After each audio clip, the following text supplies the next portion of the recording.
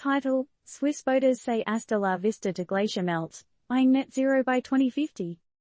TLDR. Switzerland is throwing up the peace sign to greenhouse gas emissions, with a majority of Swiss citizens voting yes for a climate bill to reduce emissions dramatically. The plan, a response to the country's glaciers shedding more tears than a drama queen on a reality show finale, aims to hit the net zero emissions mark by 2050.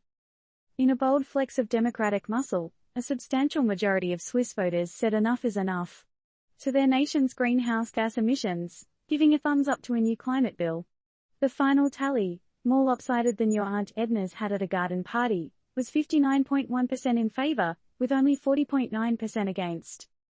Why all the fuss, you ask?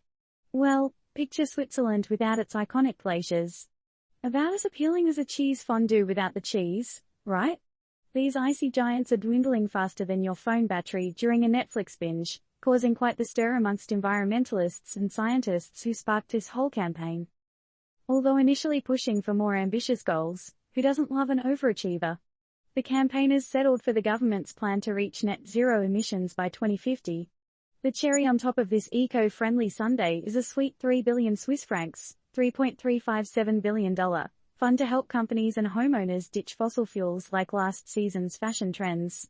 However, not everyone was on board this green train. The nationalist Swiss People's Party, demanding the vote, argued that this plan would cause electricity prices to skyrocket, just like your heart rate when you see a spider. Yet, the plan's backers insisted that global warming is hitting Switzerland harder than a tennis ball at Wimbledon. They argue the impact of rising temperatures on their beloved glaciers is evident.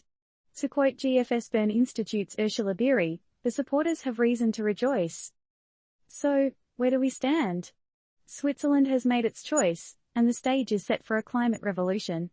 But here's where we throw the ball in your court. Was this an example of democratic power used for a green future, or an expensive gamble that could jolt energy prices? Can other nations take a leaf out of Switzerland's book to protect their natural wonders? Or are we merely putting a band-aid on a wound that needs surgery? Lastly, a controversial question to ponder over your next cup of joe: could we actually be prioritizing glaciers over people's livelihoods and economic stability? Remember, it's your court, your debate. What's your take on this Swiss twist?